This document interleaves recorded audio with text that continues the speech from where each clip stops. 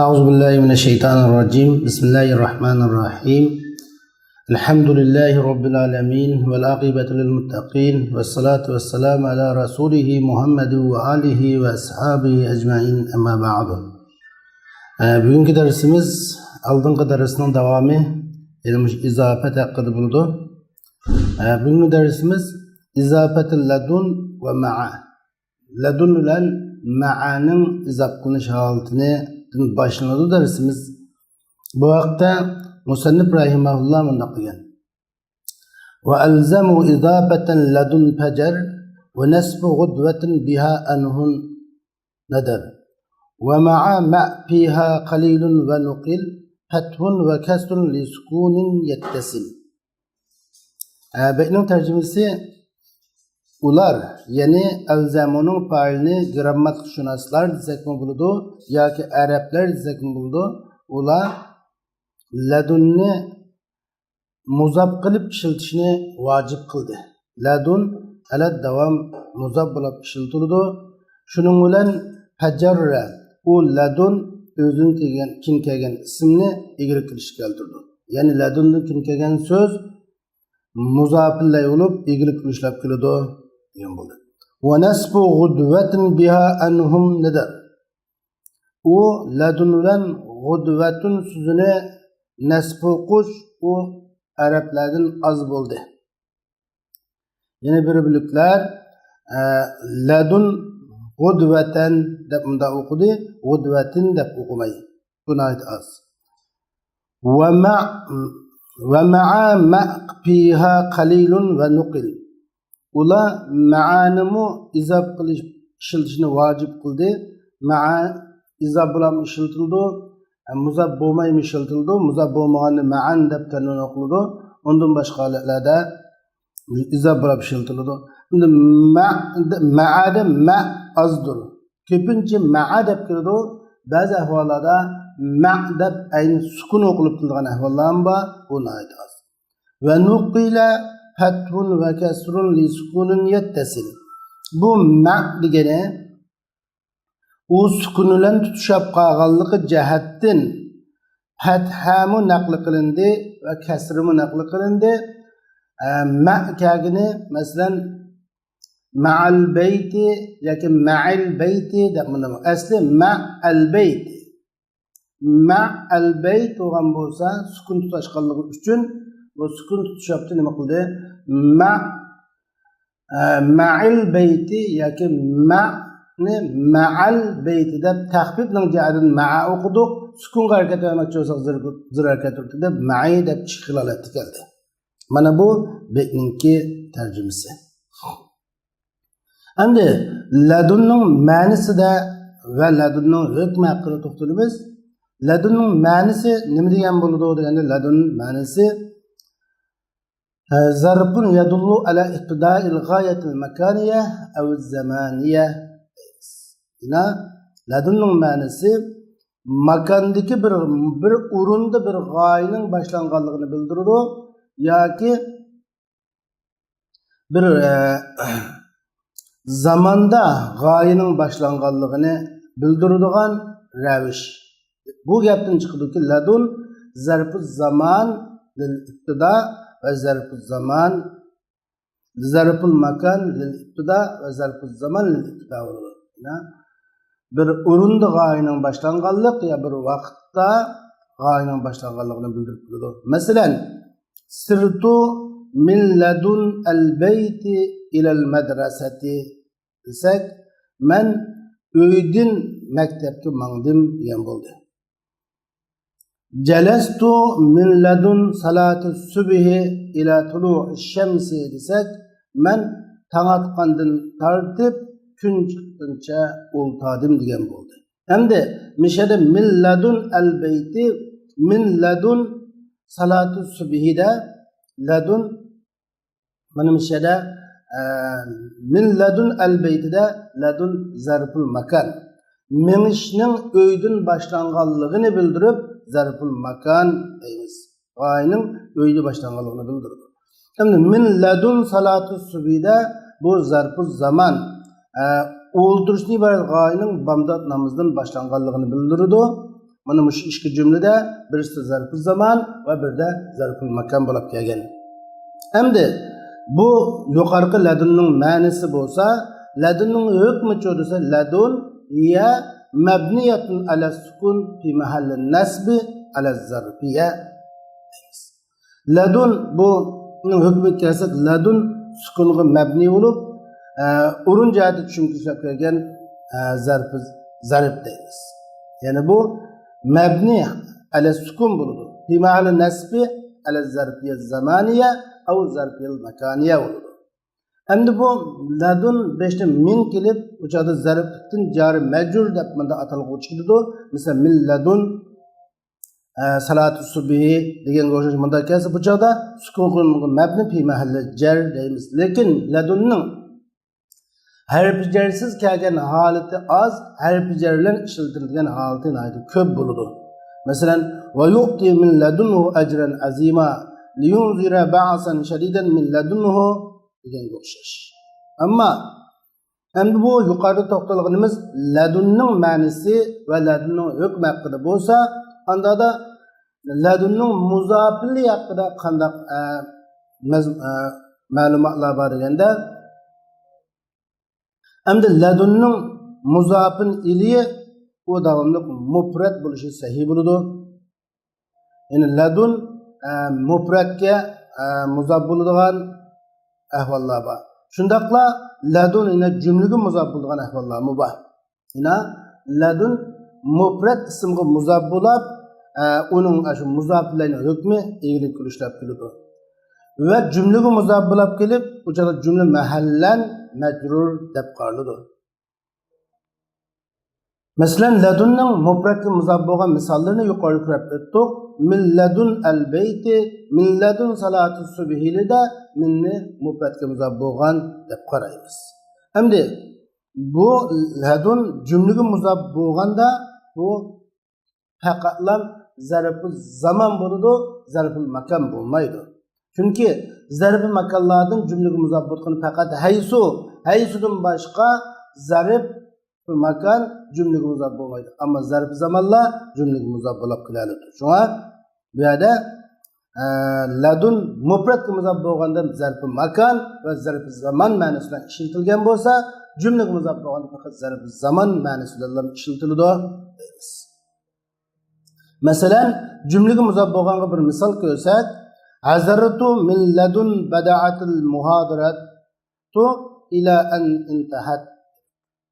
Endi hazartu min ladun bada'at al muhadara ila an intahat desak, leksiya boshlangandan tortib oxirlashgacha men leksiyaga qatnashdim demoqchi. Leksiyaga hozir bo'ldim, leksiya boshlangandan tortib leksiya hozir bo'lgan qadar desak, mana bu yerda min ladun bada'at al muhadara ila an intahat degan jumlaga muzof bo'lgan deb qaraymiz. Xo'sh, anda da ladunning ma'nosi va uning mabni ya mu'rab hol masalasi va uning muzofilining nima bo'lib keldiganligiga to'xtaldik. Anda da bu muzofillik aladdom oshkor kelamdi, muzofillik tashiladigan ahvol bormi yo'q degan bu masala yana bir qator bizning so'zlab o'tishimizni, buni bir o'tirib qo'yishimiz talab qilinadi. Endi shunga ladunning izofatini tashlanib qilgan ahvol bormi desa bor. Va yasihu qat'uha anil izafati labzan va ma'nan. Ladunni izofatdan labzan uzib tashlash va ma'nan uzib tashlash, ham labzan ham ma'nan izofatni uzib tashlash sahih bo'ladi. Masalan, ladun asli mufradga muzof bo'ladi, jumlaga muzof bo'ladi. Ba'zi ladunning muzofili labzan uzib etilsa, tashlab ma'nan uzib bo'ladi.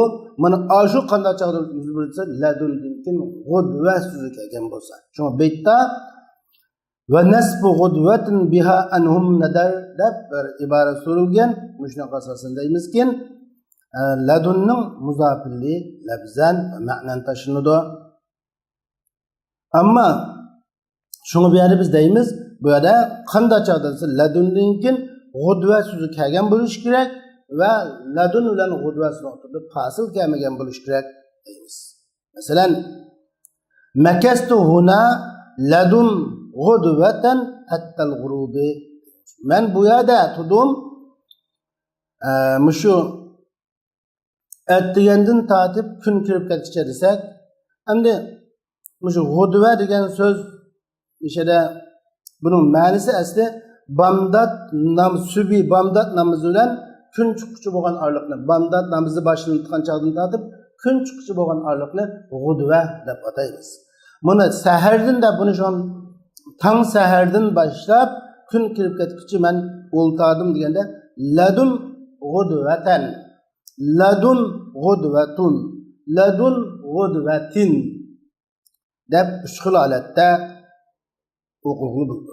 Hamda ladun g'udvatan deb nasb qilganda biz ladun izofatini labzan va ma'nan uzilgan deb qaraymiz. G'udvatanning nasb qilishi u ya temizlik asosan nasb qilgan deymiz. Uning sahibi mumayyaz uchoda ladun bo'ladi, mufrat bo'ladi. Buning asosan ladunni bu chog'da biz muzab deb qaramaymiz. Yoki u ladun tashlangan kanining ismi bilan qo'shib tashlangan kanining xabari bo'ladi. Ladun kanatis saatu gudvatan ladun kanat as-saatu gudvatan deb tashlangani kanat as-saatu degan kana ve onun ismi tashlangan kanining xabari deb vaqtida ladun jumlaga muzab bo'lgan bo'ladi. Endi şu zibar o'qilgan holat. Endi ladun g'udvatun deb pashuq saqcho desak, bu chog'da buni tashlangan kanining fa'ili desak bo'ladi. Kani tamiyaning fa'ili deb qarasak bo'ladi. Ladun kanat g'udvatun deymiz. Bu vaqtda kana zahara ma'nosida yoki vujida ma'nosi bilan kelgan bo'ladi. Bu chog'da ladun jumlaga muzab bo'lgan bo'ladi. Üçüncüsü ladun gudvetin deb o'qish. Ladun gudvetin deb o'qigan joyimizda ladunni muzab, gudvetni muzafillay deymiz. Mana bu asli qoida mushu bo'yicha bo'ladi. Buningda boshqa bir holat shakllanmaydi. Endi ko'pincha istiqmol ashu ladun gudvetin deb kelganligi uchun mushu arablarning Muşunaq ahvalımı bayan kılıngan, başka bazı bunun qarta beytler oturup qo'yilgan. Anda da biz beytda ladun ve gudva ma'a haqida to'xtalgan, ladun haqidagi to'xtalishimiz shundan oxirlashdi. Ma'a haqida to'xtalamiz. Ma'a qanday qism desa, ma'a zarful makan yoki zarful zaman bo'ladi. Ammo ma'a harfmi ismmi degan bir talash bor. Jumhur ulamolarning ko'z qarashida ma'a ism. Dalilimiz nima bo'ladi desa, ma'an o'qilib kelgan shakli. Ma'an deb kelganligi uning ismlik g'alabat. Nima ish qilsa ma'an deb o'qildi. U tanwin o'qildimi? Tanwin harf bo'lsa tanwin o'qilmaydi. Chunki kullul harf mabni. Kullu mabni la yunawwan. Anda bo'lsa ma'an yunawwan. Anda bo'lsa ma'an nima emaskan? Harf emaskan degan. Har qanday harf mabni bo'ladi, har qanday mabni tanwin o'qilmaydi. Anda bo'lsa ma'an tanwin o'qilgan ekan, bu nima emaskan? Harf emaskan degan gap chiqadi. Ammo buningda ulamolar ittifoq ma'anning tanwin o'qilgan holatida ittifoq. Hammasi ismli qilgan e'tibor oladi, grammatik vazifasi hol deb qo'yiladi. Ammo ma'an muzab bo'lib kelgan shaklda bir-birlik ulamolar buni ism degan bo'lsa, yana qismanlar buni harf jar deymiz nishada. Ma'a muzab bo'lmagan chog'da hech vaqasi yo'q. Uni biz ism desak bo'ladi. Ma'a muzab bo'lgan chog'da harf deymiz. Shu ma'aning ism bo'lib ishlatilgan holatim bor, harf bo'lib ishlatilgan holatim bor degan tushunami bo'lgan. Ma'ani yo'q bir-birliklar ma'a mayli tanwin o'qilgan bo'lsin yoki izofat bo'lib, yoki izofatsiz bo'lib, yoki izofat bo'lib kelgan bo'lsin, mutlaq ism degan bo'ldi yoki izof bo'lmagan holatda ism, izof bo'lgan holatda harf degan ham bo'ldi. Shunga biz hozir ma'ani bu kitobimizda ism degan qarashga mangmoqchi. Shunga ma'a zarfi makan yoki zarfi zaman bo'lib, ikki narsaning bir yerda jug'lashganligini yoki u ikkisini bir yerda shu ijtimo qilganligini bildiradi. Masalan, jalasa Xolid ma'a zamilihi desa,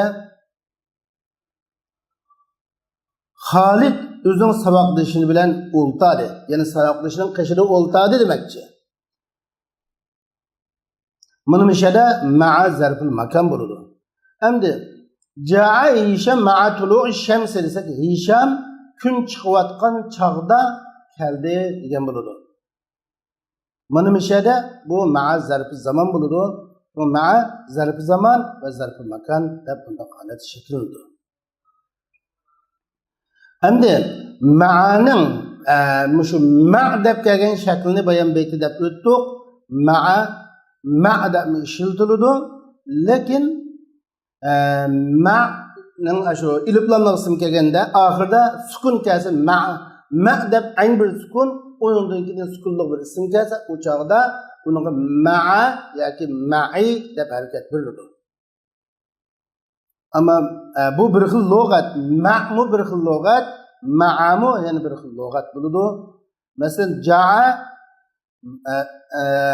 Muhammad ma'a ibnihi yoki ja'a Muhammad ma'i ibnihi ikki yo'l durust. Chunki ibnidagi ilib sukun hisoblangan bo'lg'achqa ma'a ibnihi ma'i ibnihi ayshkisi sahih deb qoladi. Mana bu ma'a bilan ladunning izob bulash istiqmol holati. Navbatda biz qabla va ba'da va g'ayru hasbu avvalu dunu degan so'zlarning izofat bo'lib ishlatilishi va izofatining tashlanishi, ma'nan tashlanishi, labzan tashlanishi, ma'nan va labzan tashlanishi, tashlanmay kilish degandek mushaharlarni ko'rib o'tamiz.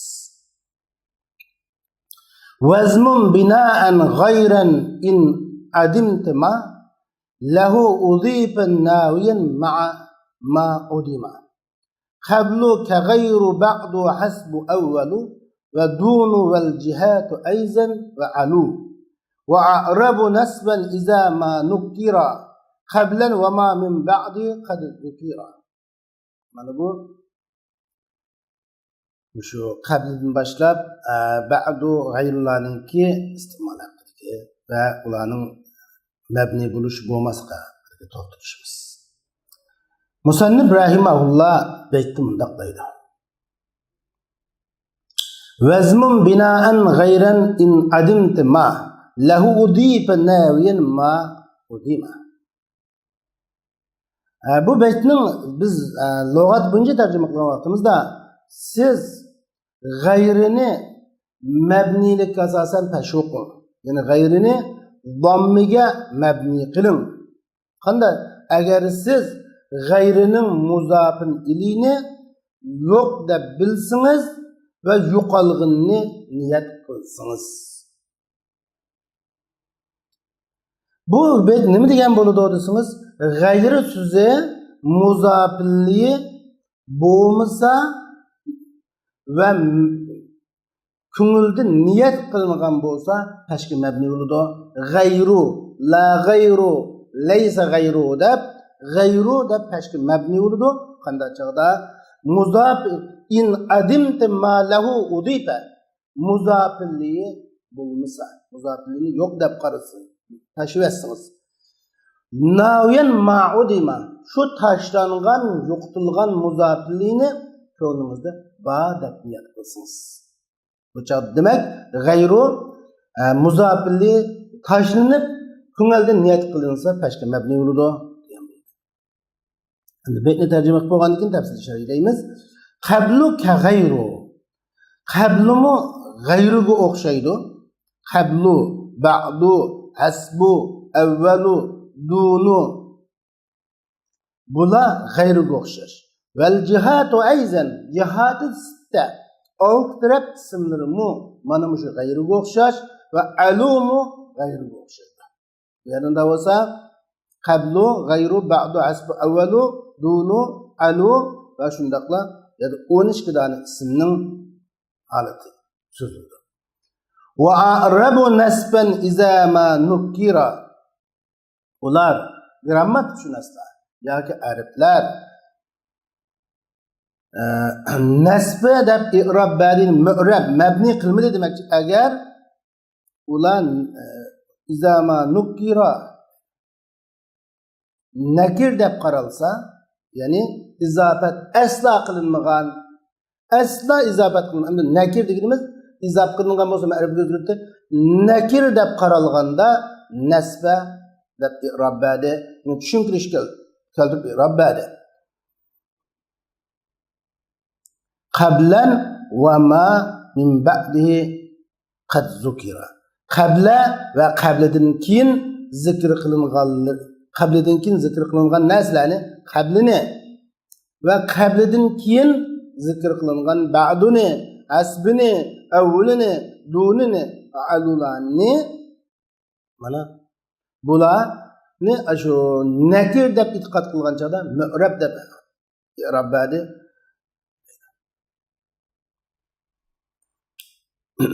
unda bo'lsa biz tafsili betaqqat to'xtalamiz demak ismlardan bu yerda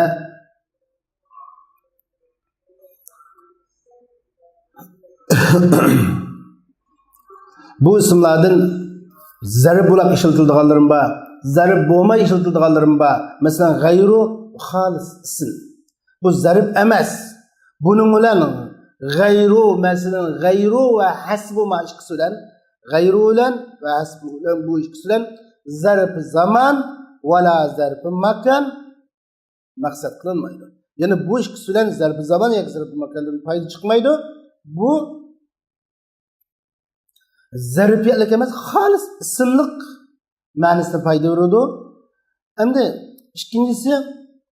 ikkinchi bir turi bu ismning ichida o'zi ism bo'lish bilan birga yo zarf zamon bo'ladi yoki zarf makon bo'ladi bularni hammasini tafsir ko'rib o'tamiz endi zarfi makonmi bo'lmaydigan zarfi zamonmi bo'lmaydigan g'ayru degan bu ism haqida to'xtalgan vaqtimizda g'ayru deganning ma'nosi nima desa g'ayru degan o'zining oldingi narsaning o'zidan keyingi narsaga o'xshamaydiganligini bildirib qo'ygan so'z.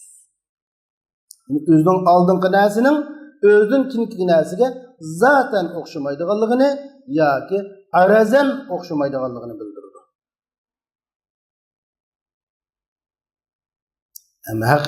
Endi o zaten arazan degan bu tafsir. Mesela at-tuffa g'ayrul burtuqal olma burtuqalga o'xshamaydi desak, g'ayrining oldingi narsa bo'lgan olma g'ayridan keyin kelgan burtuqalga o'xshamaydi. Zaten o'xshamaydi bu. Endi xarajal fa'izu biwajhin g'ayril lazi dakhala bi. Futuq qozong'uchi kirgan yuzning g'ayri bilan chiqdi desa, masalan, futuq qozong'uchining natija uquli kirgan chog'dagi yuzi bilan natijani uqib chiqqan chog'dagi yuzi o'xshashmaydi. Bu arazan o'xshamashmaydi. Zaten shu yuz shu, lekin kirgan chog'da ansirash bilan chiqsa, natija kirgan chiqqan vaqtda bir xil kulim, xushallik bilan chiqadi. Shunga o'xshash mushu g'ayru o'zidan keyin kelgan narsaning oldingi narsaga o'xshamaydiganligini bildiradi deyishimizning sababi. Endi bu g'ayru qanday ishlatiladi deganda g'ayru bu ko'pincha vaqtda izof bo'lib ishlatiladi. Izofat holati shaklida ishlatiladi. Izofati labzan va ma'nan bo'ladi. Labzan va ma'nan. Masalan, bayon bizda at-tuffa g'ayrul burtuqal desak, buni al-burtuqal muzof ilay labzanmi bor va ma'nanmi bor. Yoki muzof ilay bo'lib ishlatiladi, ma'nan labzan muzof ilay yo'q, ma'nada muzof ilay qolib qoladi. Bunda ishlatiladi. Agar muzof ilay oshkora so'zlansa, ya'ni u labzan va ma'nan muzof qilib ishlasak, muzof ilay labzidimi bor, ma'nadimi bor holatda kelgan bo'lsa, bu chog'da bu ahvol qarab mu'rab. Mü'rab buludu, cümledeki onu asasen i'rab buludu. Ya ki gayra okuludu, ya ki gayru okuludu, ya ki gayri okuludu. Bu çağda bununla tenvin mi kirmeydi? Bu mesela gayrul mağdub aleyhim veleddâlim degandeki gayru. At-tuffahu gayrul burtuqal mayar haber olup peşi kılgan okşaş beyler zibar okuludu. Mesela haber olup şıldı. En-nuhas gayrul hadid deganga okşaş. Sıfat olup mişiltılıdı. İnnehu amelun gayru salihin deganga okşaş. Sıratal lezine en'amte aleyhim gayrul mağdub aleyhim veleddâlim deb mana işede ayna sıfat olup kelgen isim mevsul üçün sıfat olup kelgen yerleri çıktı. Demek bu izafeti gayrunki labzan ve ma'nan aşkar kelse gayrun mü'rab bilab zibar zirib peşi kıldı cümlenin onu asasen muzafili mengu zırı kıldı. Ama gayrunun muzafin iliye sözlenmese yani bu gayrunun muzafilliği taşınıp kelse la gayru leyse gayru deb kılgan ahva. La gayra leyse gayra la gayru leyse gayru deb bunda kılgan ahvallar var. Bunun gepini biz sal turup so'zlaymiz. Demişqa buni biz qablu ba'du so'zlari bilan birlashtirib tushungan vaqtimizda nati yaxshi tushunildi. Chunki sal gayru qabluni bir xil tushunib bo'lgandan keyin buni tafsilot o'tamiz. Ana bo'lsa qablu bilan ba'du qanday qiladi? Esa bu qablu bilan ba'duning ma'nosi nima desa? Qabla va ba'da zarf zaman nima? Zarfan mutaqabilan. Qablu bilan ba'du birisi birisiga zid bo'lgan zarf. Birisi oldi, birisi burun, birisi keyin degan bir ma'noni bildiradi. Qablu bu bir shay'ning yana bir shay'dan ilgari bo'lganligini bildiradi. Ama ba'du bir shay'ning yana bir shay'dan keyin bo'lganligini bildiradi. Masalan, ma'nosiga qarasak, ji'atuka ba'da zuhri men senin qaşınga peşinden kim keldim? Ji'tuka qablal asri men senin qaşınga asrdan. Çünkü ji'tuka ba'da zuhri ve qablal asri degan o'xshash. Mana bu ma'nosi ilgari va kim degan ma'noni bildiradi. Anda bo'lsa, buning ma'nolari va uning mu'rab mabni qolalari ma'nosini bildik. Mu'rab bilan mabnimi? Mabni bo'lganda nimaga mabni bo'ladi degandek bilamiz. Anda da bu şu gayru so'zlab o'tganga o'xshash qabl bilan ba'dini so'zlab o'tamiz. Bu qabla birinchi biz mu'rab bo'ladi. Qabl bilan ba'd mu'rab qanday chog'da desa bu muzofin iliyi so'zlansa. Ya'ni bu mu'rab bo'ladi. Nimaga asoslansa qabl ba'd mu'rab zarfiyatlik asosan nasb qiladi. Mu'rab bo'lib yoki harfi jar bilan zir qilib keladi. Harfi jar bilan oshkor qilib zir qilib qo'yadi. Endi bu qabli ba'dining mu'rab bo'lishi va mabni bo'lishi muzofilligiga aloqador ishlar. Birinchi, muzofillik oshkor so'zlanib keladi. Bu chog'da zarfiyatlik asosan nasb qiladi yoki harfi jar bilan zir qiladi. Masalan, nazzib asnanaka qabla an-nawm va ba'da an-nawm desak, sen uxlashdan burun ve uxlashdan keyin tishlaringni tozalagin desak yoki nazib asnanik min qablin nawmi ve min ba'dihi deganga o'xshash. Mana bu mu'rab. Chunki muzofillar labzan va ma'nan ashqarba deb qaralgan. Masalan, Qur'oni Karimda bu qarasak, "Vasabbih bihamdi robbik qabla tulu'ish shamsi va qabla ghurubiha."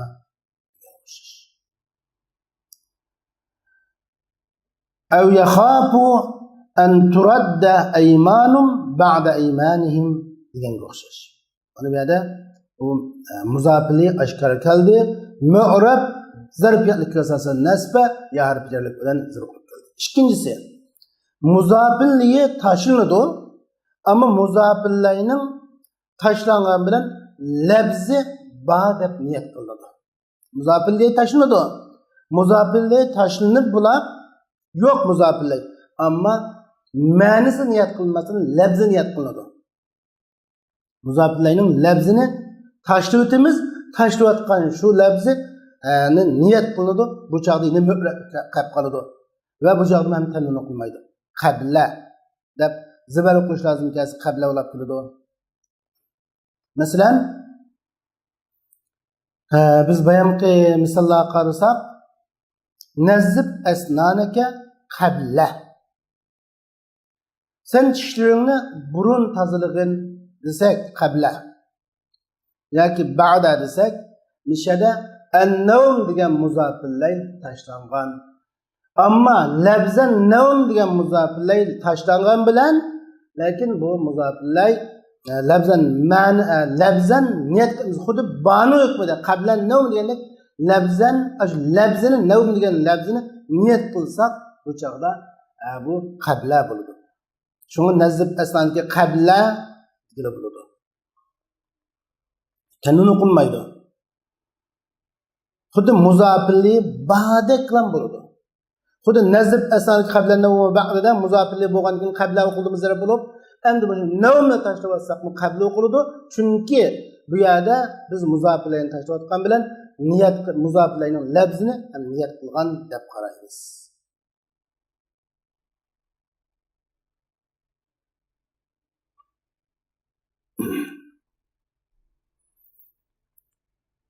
Endi üçüncüsü, muzafillay taşınıdı, birer narsa niyat kılınmaydı. Muzafilli yok, hem birer narsa niyat kılınmaydı. Qablan ve ba'dan da kılındı. Qabla ve ba'danın muzafilli taşlangan.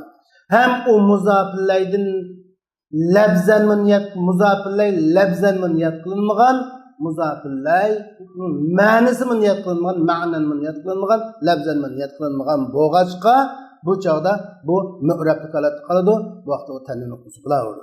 Tanwin o'qilaveradi. Masalan,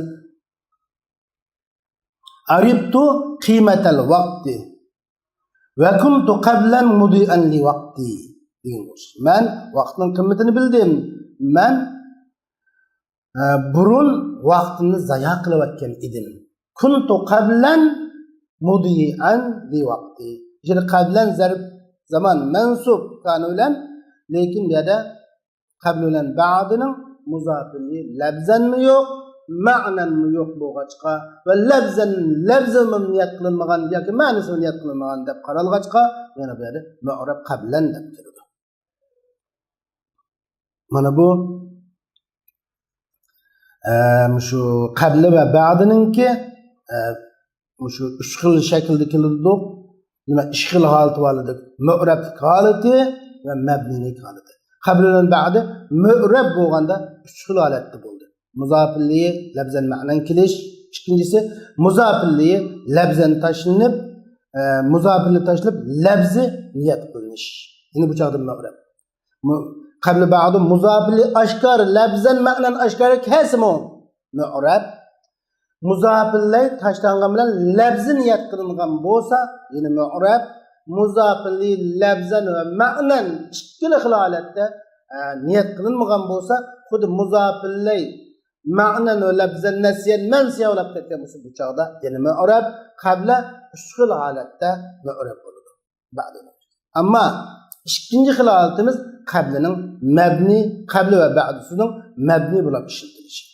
Endi qabli bilan ba'di mabni bo'lib ishlatilganda nimaga mabni bo'ladi degan bir savol kelib chiqadi. Qabla va ba'd mabni bo'lganda bu zammiga mabni bo'lib fi mahalli nasbi ala zarfiyya deymiz yoki yoki mabni fi mahalli jar deymiz agar harfi jar unga o'girilib kelgan bo'lsa. Endi mushi qabli bilan ba'du zammiga mabni bo'lish uchun nima ishlaymiz? Bu muzofillay tashlansa ve muzofillayning ma'nisi niyat qilinsa labzisiz. Muzofillayning labzisiz ma'nisi niyat qilingan bo'lsa, bu joyda tashkil mabni bo'ladi. Masalan, kana najah halifi va lillahi shukru min qabl va min ba'd. Lillahi al-amru min qabl va min ba'd. Lillahi al-amru min qabl va min ba'd. Yoki al-ana qad asayta qablu va kuntu min al-mufsidin degan o'xshash. Mana mishalda qablu ve ba'du sözleri peşki mebni. Meyli beş harfi cer kirgen bolsun ve kirmegen bolsun. El-âne kad asayte qablu ve kuntu minel mufsidin de beş harfi cer kirmegen. Lillahil emru min qablu min ba'du da beş harfi cer kirgen. Nimi buluştun kat'i nazar? Onun muzafili lebzen ve ma'nen taşlangaçka muzafiliyi lebzen taşınıp manisi niyet kılıngan boğaçka manisi bu şurada peşki mebni olgan. Endi bir yerde manani niyet kılış lebzini niyet kılış degan bir gap chiqib qoladi. Bayan biz muzafillay taşlandı, manisi niyet kılındı peşki mebni, lebzi niyet kılındı mü'reb oldu. Qabla ba'da deb mü'reb oladi geldi. Şuna lebzini niyet kılış deganlik xuddi lebzini niyet kılış deganimiz bu aşu manevi bo'lgan bir lebzinin manisi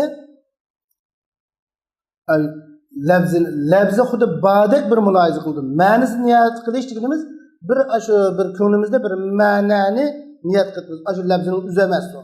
Mesela lillahil emru min qablu ve min ba'du. Bunundan burunqi ve bunundan keyingi barliq ishlar Allohga xos deganga o'xshash. Bundalarni ko'rsatib turdi. Endi biz bayan g'ayruni deganni to'liq tugatmagan. Nimishqa g'ayruni to'liq tugatishimiz uchun cho'qim qablini tushunib oldik. Endi g'ayruning ahvoli-chi deganda g'ayrumu muzofilli tashlanadigan ahvol bor. Endi g'ayruning muzofilli lebzen ve ma'nen taşınış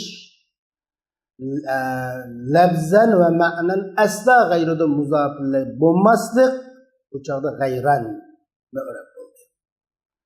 Endi gayrının muzafilliği lebzen ve ma'nen taşınıp lebzin yatkınlıgan bolsa mü'reb oldu gayra.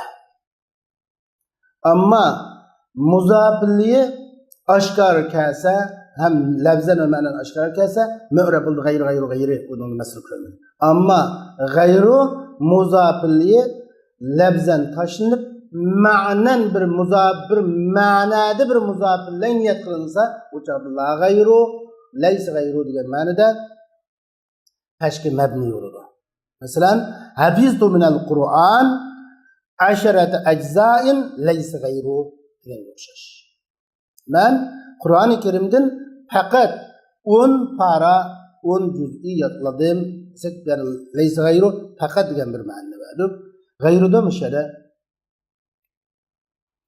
endi bu gayrum ya müşundalik muzafili taşlanıp o bu kelgan joyda ya la bilan ishildi ya leyse bilan ishildi. Buningda bir necha xil qarashlarni bo'lsa bo'ldi. Gayru endi birinchisi bu gayruning mü'reb bo'lganligi dedik. Mü'reb bo'lganda tanun kelmaydi. U muzab deb e'tiborimiz muzafili taşlangan.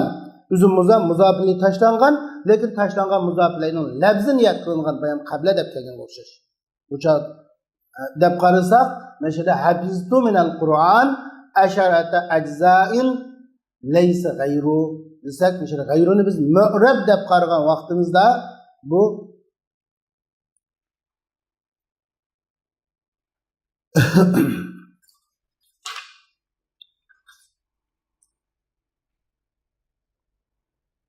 Leysinin ismi deb qaraldı. Xabar mahzub. Bu çağda leyse gayru dedik. Bunu mü'rab degandan muzafili lebzan taşlangan bilan taşlandı. Lekin şu taşlangan muzafilenin lebzi nassan iniq niyat qilindi deb qaragan vaqtimizda bu leyse gayru deb keldimi? Bu çağda o leysiniki gayru ismisi xabar taşlangan deb qarasak bo'ladi. Yoki hafiztu minal Qur'an asharata ajzain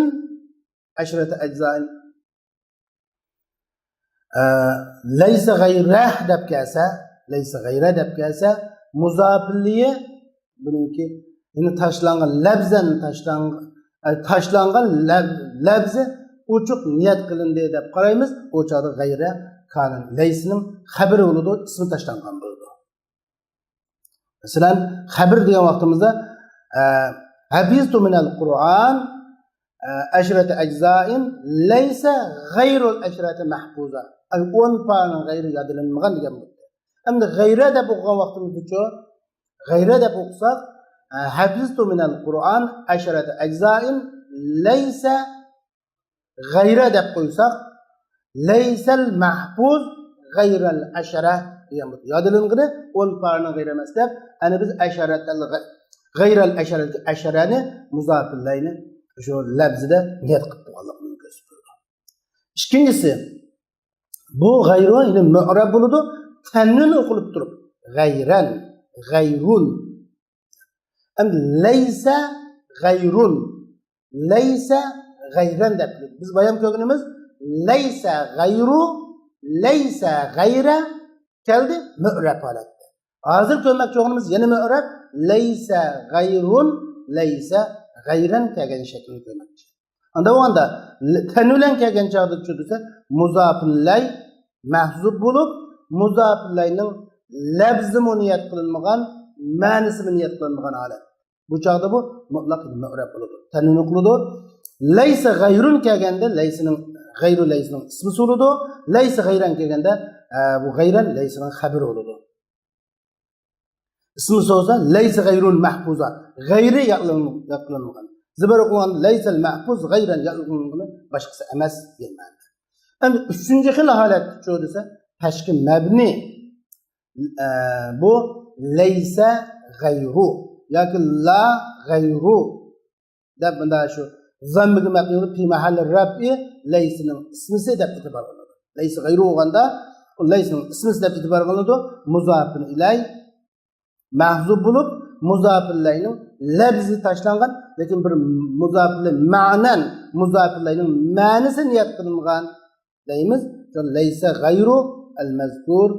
Masalan, hafiztu minal Qur'an asharata ajzain laysa gayru degan gayruni mabni deb qargan vaqtimizda muzofillay labzan tashlangan, ma'nada bir ma'nan muzofillay niyat qilinsak laysa gayrul mazkur mahfuza. Az zikri qilinganning gayri yat qilinmagan. Zikri qilingan 10 par bo'ldimi? Ay 10 parni gayri bo'lgan 20 par yat qilinmadi degan ma'ni ko'rsatib.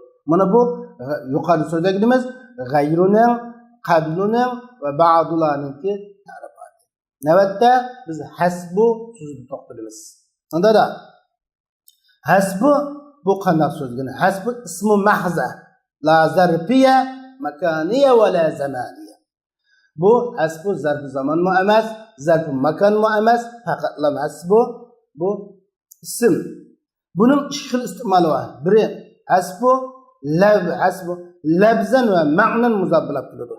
Labzan va ma'nan muzabbulab kelganda bu kafa yakfidiki kafin degan ism fa'il ma'nosi bilan kelib, ism fa'il ma'nosi bilan keladi. Bu ism mushtaq muomala qilgandek muomala qiladi. Nakirdan keyin kelsa sifat bo'ladi, ma'rifadan keyin kelsa holat bo'ladi. Mana bu ism fa'il bo'lgan kafa yakfidiki kafin ma'nosi bilan kelgan. Masalan, marartu bi rajulin hasbika min rajulin. Mana bu sifatlab kelgan. Men sana yeterlik bir er bilan, sana kifoya qiladigan bir er bilan o'tdim. Kafillaki min gayri degan. Hasbi keldi. Hasbi mikada labzan va ma'nan muzabbulab keldi. Rajulning nakrin sifati oldu. Endi holat mi bo'lib kelalaydi? Ko'rsak. Masalan, haza hishamun hasbaka min rajulin. Bu mana sana başka erden yeterlik bo'lgan holatda Hisham sana başkalarına yeterlik kifoya qilib bo'lgan holatda dedik.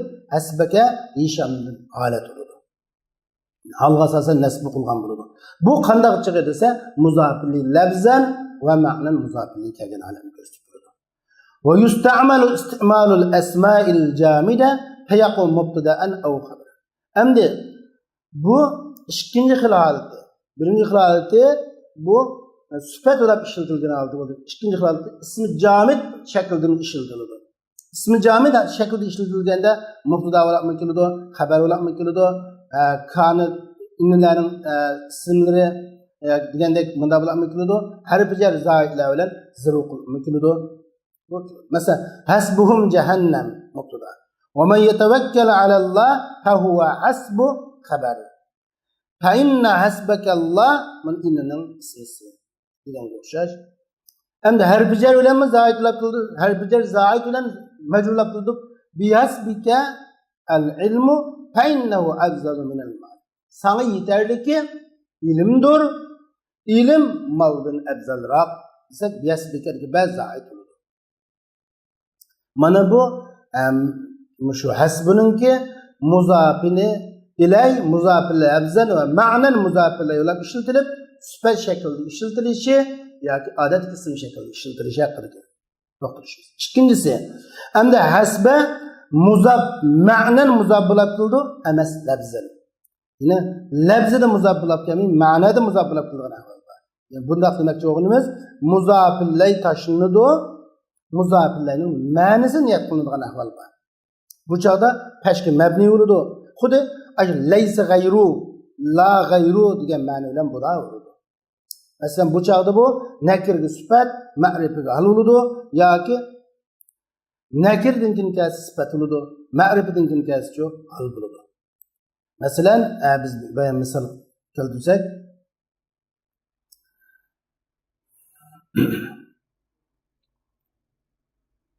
marartu bi rajulin hasbuh desak, men faqat bir ayolning la g'ayru deganga o'xshash faqat bir ayol bilan o'tdim degandek.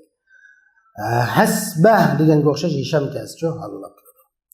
Yoki mubtada bo'ladi, ammo mubtada bo'lish uchun cho'qim bu fa bilan qo'shilib ketish kerak. Hasbu deganga o'xshash. Masalan, va man yatawakkal alalloh fa huwa hasbuhu deb keldi, fa huwa hasbu deb keldi. Bu chog'da bu fa bilan qo'shilib ketish kerak. Yoki xabar bo'lib turdi, xabar bo'lib kelgandan fa bilan qo'shish kerak. Boshqa bir holatlar. Masalan, misol ko'ramiz. Ra'aytu fil madrasati taliban hasbu.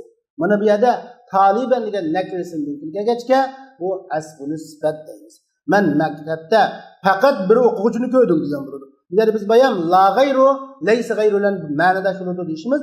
Ra'aytu fil madrasati taliban la g'ayru yoki laysa g'ayru deb kelganga o'xshash. Ra'aytu fil madrasati taliban hasbu deb keldi. Hasbu talibanning sifati. Men faqat bir o'quvchini ko'rdim degan bo'ladi. Endi ra'aytu fil madrasati Xolidan hasbah. Men maktabda faqat Xolidni ko'rdim. Yine la g'ayru Xolidan ra'aytu fil madrasati Xolidan la g'ayru deganga o'xshaydi. Mana bu holatlarda bu hasbun muzofilliyi tashlangan, lekin muzofillay tashlangan ma'nan bir muzofillay, muzofillayning ma'nisi niyat qilingan bo'lg'achqa tashki mabni bo'lgan mahalla mansub deymiz. Endi biz buni xabar bilanmi keladi yoki mubtada bo'lib kelganda cho'qim paka sundiq. Masalan, hafiztu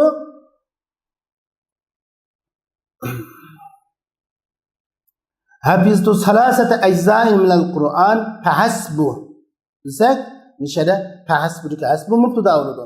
Men Qur'oni Karimdan 3 par ya'ladim. Hafiztu salasata ajza'in min al-Qur'an fahasbu. Men Qur'ondan 3 par ya'ladim. Fahasbu faqat 3 par ya'ladim deb. Endi fahasbuga fa'nim bo'ladi. Fa harfi zaid zinnat kalam deymiz. Kalamni zinnanish uchun kelgan zaid deymiz. Hasbu cho'disingiz, hasbu zammiga mabni fi mahalli rafi mubtada, shu bir xabar mahzub. Chunki hasbu tashki mabni muzofili tashlangan. Asa hasbi zalika.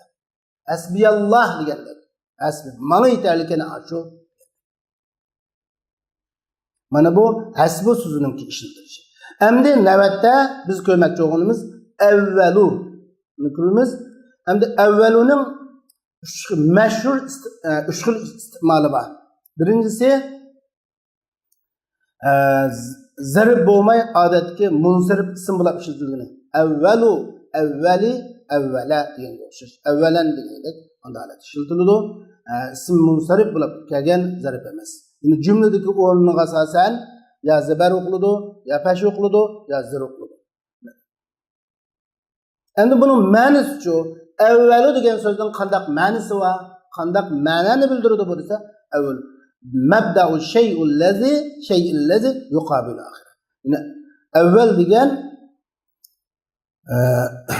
uzun oxirga muqobil bo'lgan bir shayning boshlanganligini bildiradi. Ilgari degan ma'noda. Mesela evvelul gays. Yani bunda açılganda evvel sabık degan ma'no bilan ishlatiladi. Sabık. ilgiri degan ma'noda, sabiq degan ma'noda ishlatildi. Masalan, tanaqqaltu fi masayibil mamlaka aman avvalan. Men mamlakatning yozliq saylagahlarida avvalgi yili, o'tgan yili sayla qildim deganga o'xshash.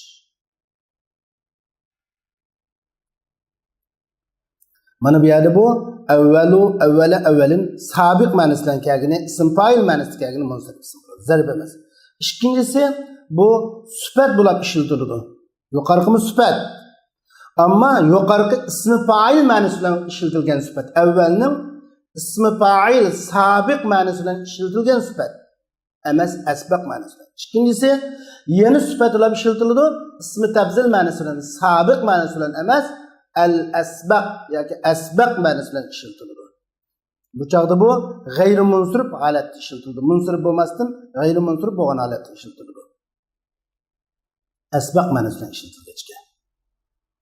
Mesela anta fil ihsani evvelu min hazayni. Sen yaxshilik qilishda bu ikkoylandin ilgirroq degan bo'ldi. Shunga evvelu ismi tabzil ma'nosi bilan sifat bo'lganda, yani ism fa'il ma'nosi bilan emas, sabiq ma'nosi bilan emas, asbaq ma'nosi bilan ism sifat bo'lib ishlatilganda, cho'qim buningda minning kiradigan ahvoli bor. Yani bu vaqtda bu munsarif bo'ladi, g'ayri munsarif bo'ladi. Buning muannasning ta'siri kirmaydi. Mayli erlik ismning sifati ta'kirmaganga o'xshash, ayollik ismningki sifati ta'kirmaydi va shundaqla buning cho'qim buningdan keyin min billa qo'shilib ishlatiladi. Bu avvalu min hazayn degan o'xshash. Uchinchisi bu avval zarf zaman bo'lib, qabli ma'nosi bilan zarf zaman bo'lib ishlatiladi. Endi bugungi darsimiz o'sha zarfning babida o'tirib qo'yilishi buning avvalning zarf bo'lib ishlatilgan yer bo'lg'achqa, shunga beri keltirildi. Shunga qabli ma'nosi bilan bo'lgan zarf zaman bo'ladi. Buning bu vaqtda qabli ma'nosi bilan zarf zaman bo'lganda avvalu buning hukmi qanday bo'ladi deganda, shu qabli bilan ba'dining hukmi qanday bo'lsa, avvalining hukmi shunday bo'ladi. Masalan, qabla mu'rab bo'lib ishlatildi 3 xil shaklda, mabni bo'lib ishlatildi 1 xil shaklda dedik. Buning 4 xil shaklning hammasi avvalda topiladi. Avvalan mu'rab bo'lib ishlatilgani bu labzan ma'nan muzof ilay asla mavjud emas. Avvala bu muzof ilay labzi tashlangan, lekin shu muzof ilayning labzi naslan niyat qilingan deb qaralgani bo'lsa, avvalu kelgan shakli o'chada muzof ilay labzan tashlab muzof ilayning ma'nosini niyat qilingan holati. Endi avvalal munda muzof ilay labzani ashkana o'chiq kelgan deganda qabl bilan ba'd qanday bo'lsa avvalu shunday bo'ladi. Şu qablan ba'dini yaxshi galisak, buni yaxshi belgilab bo'ladi. Endi dunu so'zi. Endi duna zarfu makan mansub ala zarfiyya fi aksar istimalihi. Shunga duna ko'pincha istimalda zarfga asosan, zarfi makanlikqa asosan tushuntirib kelgan zarf bo'ladi. Ba'zi chog'da min bilan zarf keladi. Hem dununun nurgul ma'nosi var, dununun tahta degan ma'nosi var, fawqa degan ma'nosi var, vara degan ma'nosi var, amam degan ma'nosi var, g'ayru ma'nosi var, qabli ma'nosi var. Duna yadkhil ma'nosi ishlatiladi. Yani dununun tahti ma'nosida, tunda degan ma'nosi ishlatilsa, buningki aksi bo'lgan fawqa ma'nosi ishlatiladi. Vara degan ma'nosi ishlatilsa, amam degan ma'noda ishlatiladi, g'ayri degan ma'noda ishlatiladi va qabl degan ma'noda ishlatilib kelgan bu munjiblarda mavjud. Endi dunining ahvoli to'g'risida bu muzof bo'lib kelamdi ekanmamdi, muzof bo'lgani mu'rab bo'lamdi bo'lmamdi, mabni bo'lamdi bo'lmamdi, mabni bo'lgani nimaga mabni bo'ladi deganda yuqorqi g'ayrini abdan o'rgangan bo'lsak, bu yaxshi bilinadi. Chunki duna bu ma'nosi bir shu tunda yaqin degan ma'noda ishlatildi. G'ayr ma'nosi bilan bu ba'zida kelgan ahvollar bor. Buning tafsiloti bu shu qabla va ba'di babida bu buncha bo'lsa bo'ladi. Shu duna, dunu, duna degan o'sha mu'rab bo'lish, mabni bo'lish degan ahvolda qabl bilan ba'd qandoq bo'lsa, bu ham shundoq bo'ladi. Endi jihad sittining gapi chiqqan matnida olti taraf ismlari yamin, shimol degan o'ng, so'l, asti, usti, orqa, oldi degan shu olti taraf ism deymiz. Mana bu maf'ulun bihining babini o'tab bo'lgan. Buning mu'rab bo'lishi, mabni bo'lishi, muzofillining labzan tashlanib ma'nan niyat qilinishi yoki muzofilli tashlanib labzi yeni naslan niyat qilinishi degan ishlar qabli ba'di babiga shunga tava bo'ladi. Qabli ba'di babini qandoq tushungan bo'lsak, olti taraf ismlari shu bo'yicha o'xshash muomala qilinadi, shu bo'yicha o'lib maqsad bo'ladi. O'xshamaydigan tarafi bunda mavjud emas. Shunga biz 5 ta qabl bilan ba'dini so'zlagachga bu olti taraf ismini tafsili so'zlamaymiz. Endi alu degan chu. Alu bu zarf makan bi ma'na fawqa. Fawqa ma'nosi bilan bo'lgan zarf makan bo'ladi. Bu harf jar bilan ishlatiladi. Fawqa ma'nosida bo'ladi, lekin istiqmoli min alu deb ishlatiladi. Min bilan ishlatiladi va muzab bo'lmaydi. Buning ma'nosi bir shay'ining yana bir shay'idan ustun ekanligini bildirib qo'ydi. Bu tanun alun deb agar nakir bo'lsa, bu chaqda bu tanlik mu'rab bo'ladi. Misol yadullu ala uluyun min g'ayri muayyan. Muayyan bo'lmagan bir ustunlikka dalolat qilgan bo'lsa, muayyan bo'lmagan ustunlikka dalolat qilsa nakir bo'ldi deb qaraymiz. Bu chaqda tanun qiladi. Lafzan va ma'nan muzab bo'lmaydi. Masalan, saqatal hajar min alin deymiz. Saqatal hajaru min alin. Taş üstüdün düştü. Üstü tarafdan düştü. Belki tağdan düşken to, yoki ögüzüden düşken to, işqib taşning düşken yeri üstü tarafdaki inib. Lekin g'ayri muayyan nimening üstüdün düşkenlik iniq bo'lmag'achqa, bu aluni nakir deymiz. Shunga bu tanun o'qiladi va arab alin deb o'qilgan o'xshash. Tağning üstüden düşken bo'lishi mumkin, o'yning üstüden, daraxtning üstüden, nimaning üstüden düşken bo'lsa düştü. Ama bu ma'rifi bo'lsa pashki mabni bo'ldi. Alun muzab bo'lmasimi? Muayyan bir ustunlikka dalolat qilsa, bu joyda pashki mabni bo'ldi. Muayyan ustunlikka dalolat qildi, pashki mabni deymiz. Masalan, muayyan muzafil, xuddi bu muzafilli tashlanib muzafilning ma'nosi niyat qilingandek holat shakllanadi. Masalan, yajril ma'u min asfal jabali min ulu. Su tağının üstüdün aqıdı ve onun astidan aqıdı. Yajril ma min asfal jabal ve min alu dedik. Bunun işarə alu pashki mabni ma'rifa. Chunki muzofillay bo'lgan jabal tashlangan.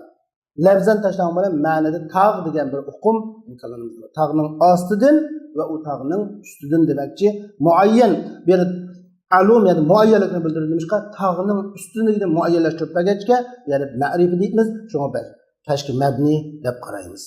Mana bu bizningki shu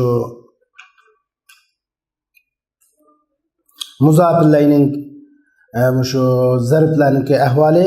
Endi navbatda biz to'xtalmoqchi bo'lganimiz